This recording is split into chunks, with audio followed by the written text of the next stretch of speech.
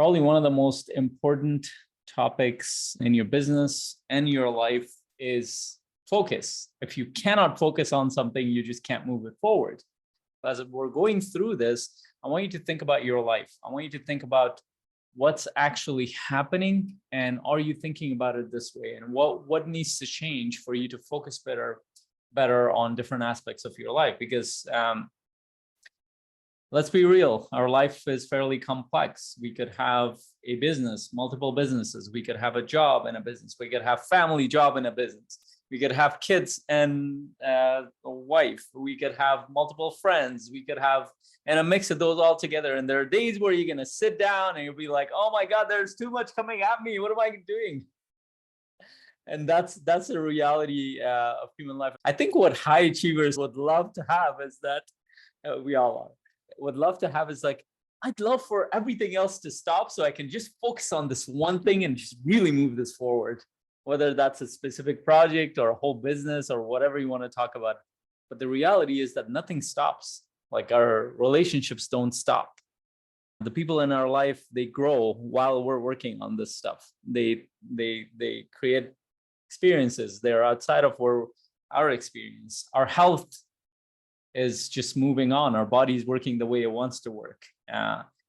It's not going to stop for us to sit here constantly in front of the computer, and like, it will degrade if we're not paying attention to it. Our sense of contribution, our spiritual life, it doesn't stop because we're focused on work, or vice versa. It could be the other way around as well. I do want to share the value of focus. So I actually just came back from an event. You might have seen some posts that I might have done. I was in Austin for a coaches summit. It was 1,500 plus coaches. And on the fourth day, it's a smaller event with about 400 or so coaches that are there. It's a community of coaches who've been around each other. We support each other, learn from each other. We grow together. We compete with each other. So it was an interesting thing to see. Brendan Burchard, who's the host of all this, he trained us.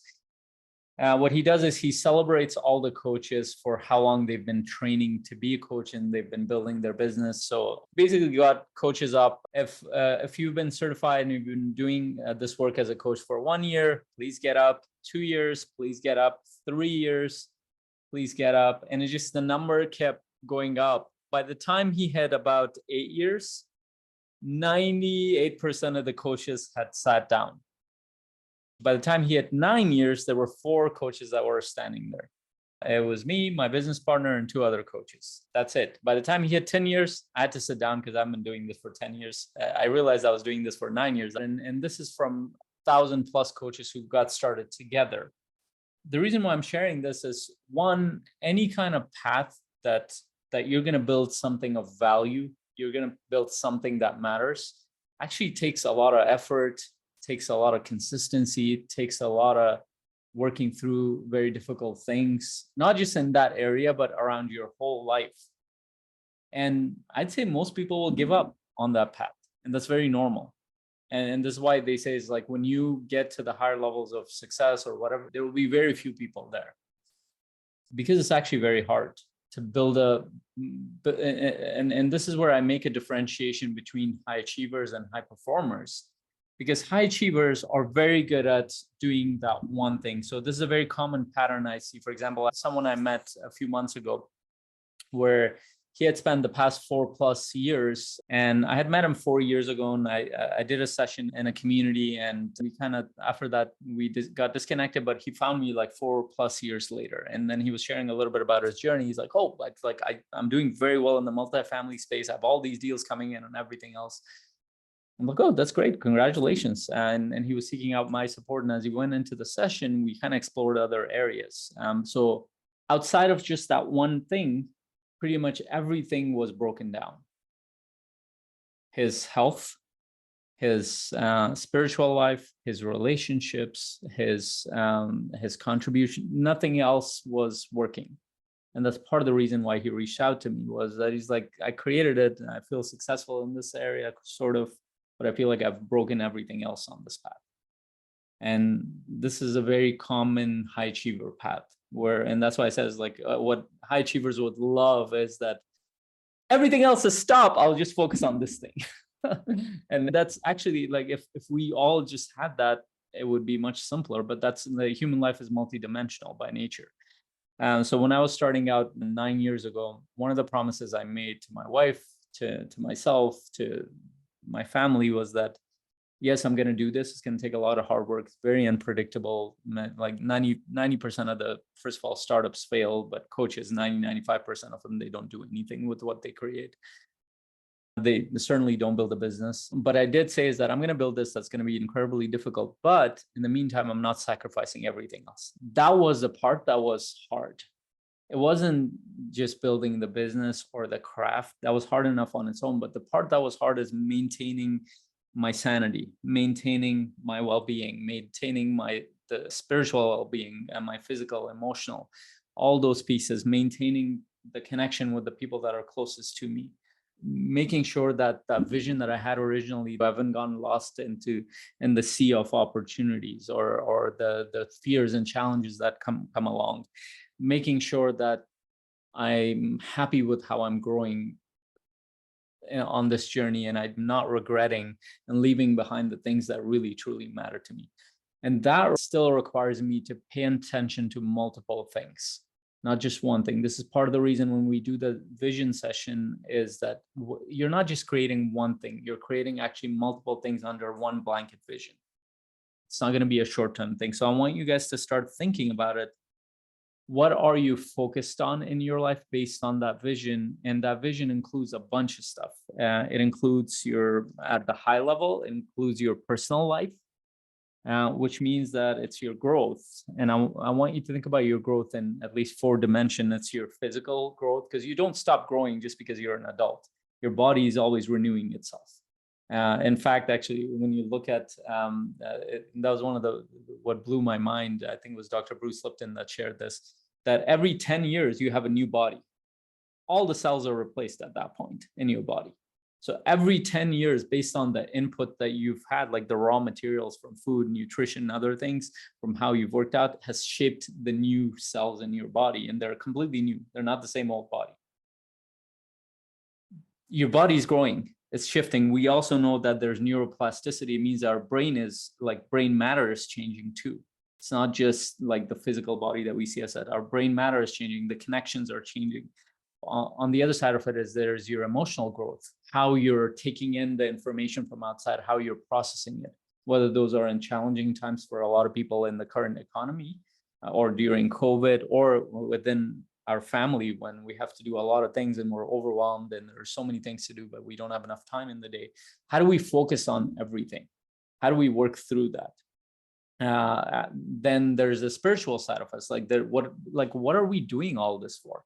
Actually, they did a study. It was crazy. I think they did it a few decades ago, where they asked a bunch of people who went to work. They asked them like just a simple survey question: Why do you work? Like simple. Why do you go to work? I mean, the normal answer is that I need to provide for my family. But what was really weird about it is like the reason. And also there was another question in there is like, why do you get up in the morning?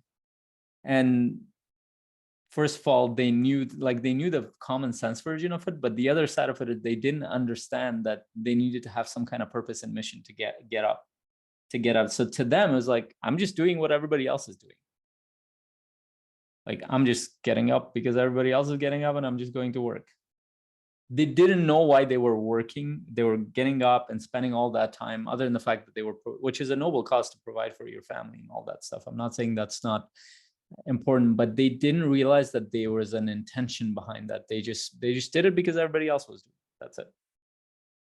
And that creates a level of like disconnection from life. Like, I just have to do this. I just have to go to work. I just have to provide for my family. I just have to go to the gym. You don't have to do anything. You actually have a choice to leave this. Like, there are a lot of people that take their lives, and I'm not suggesting that. But what is it that keeps you here? What does life want from you? Or in your belief system, that might be, what does God want from me? Is there any purpose to life? And as soon as you're disconnected from that, life becomes too much. It can become too much. So your physical, mental, emotional, spiritual, well-being, is that a part of your thinking process? Is that something you're intentional about on a day-to-day basis? And then why are you here?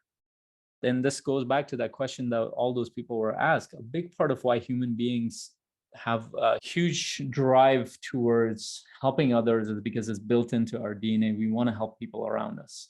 We're a social species. We drive a lot of meaning and purpose around helping other people, whether that's helping them think through things differently, whether helping them teach something differently, whether just being around, even just the idea of being a parent. Obviously, it's like, hey, I'm bringing up this child, or being a sibling, or being a colleague, or being in an environment where you get to mentor other people. It gives a new meaning. So in fact, most CEOs that I've worked with, after they have achieved the financial success and everything else, one of the most amazing areas that they like, the area that's very impactful to them, that drives a lot of mission and value for them, is when they mentor somebody younger than them or somebody less experienced than them. They get a lot of meaning and purpose from that, and they will actually make time in their busy schedule just to do that, because there's such a high drive towards contribution. So why am I sharing this? Because first of all, there are a lot of things to do for us to build and design for in our life. And the way I look at it is, think of your life as a machine. Or like, I don't want to make it too robotic, but I come from an engineering background, so I think of it like that. But think, if you looked at your life as a machine, or if you want to look at it naturally as an organism, there are different parts to it. There might be your professional side, there might be your well-being side, there might be other parts of it. All those parts of it needs, actually, if you haven't built it, they need designing and they need refining. It's one organism that drives everything else. It's one design, which is your life, but it has your skill sets, it has your well-being, it has your relationships, it has your contributions, all of it. So ultimately, if you're not if these are not on the mental dashboard in front of you, which is a very common thing, and you're not measuring it, which means that every morning, every day, or at the least every week, you're literally looking at your life. And this is why when I get you guys to look at your strategy, you're putting the whole thing on your calendar. Okay, let me take a look at this. Where did my time go this week? If I look at my calendar and my 80 hours of my week or 60 hours went to my work, and I'm looking at the rest of the time with my family, taking care of myself and other things, first of all, reflect on that. One, is that enough for me? And it's going to be different for different people. Do I feel like I'm aligned with the way that things are going, or am I going to regret this in about 5 years or 10 years? And it will show up tangibly in your life. So it's not going to be vague. So if you're looking at it, and it's a very common question when I ask like those who are, a lot of time they're spending on their work and they're not spending enough time with their family, for example. It's a direct result of them not spending, it's not in their mental dashboard. They're just like, I just need to provide for them, but they lose their connection. Ultimately, when you're looking at your life, is your mission connected to your work? Is it connected to your family? Do you associate it with everything else?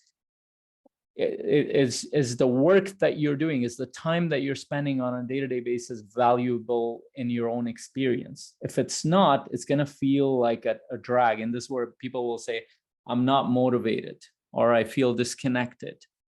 Well, usually people say, I don't feel motivated about my life, or feel like I'm not clear about my life. And those are usually signs, or I don't have enough energy.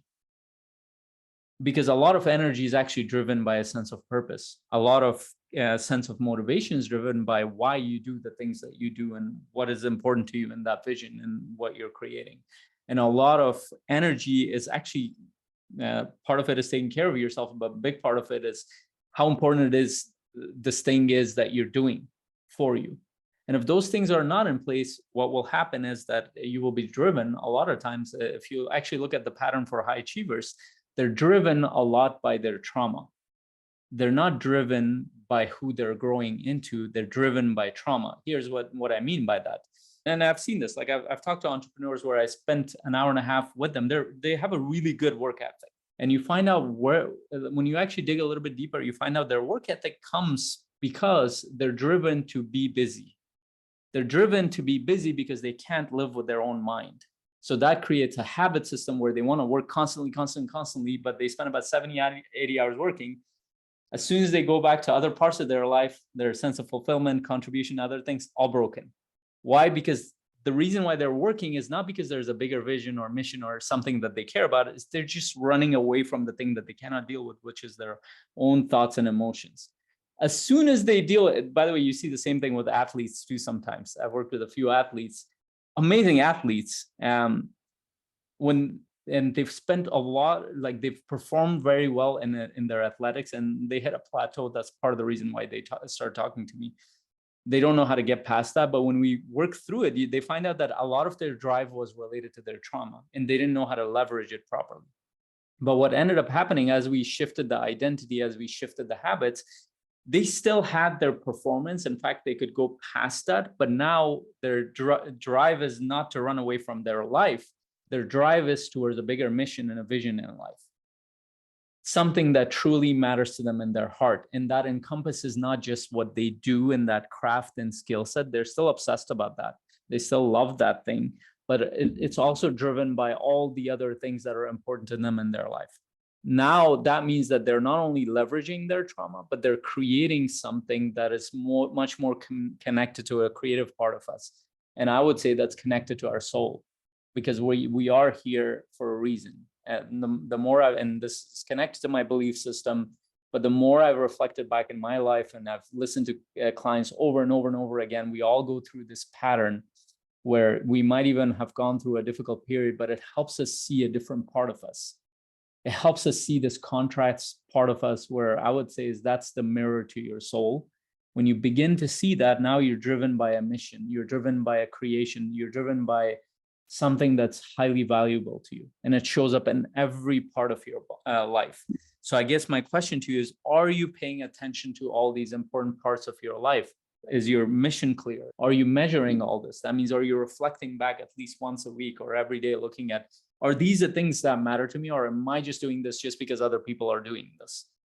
And that makes a huge, you might look like other people on the outside, but when you actually talk to people like that, internally, they're a very different being. They're a being of creation.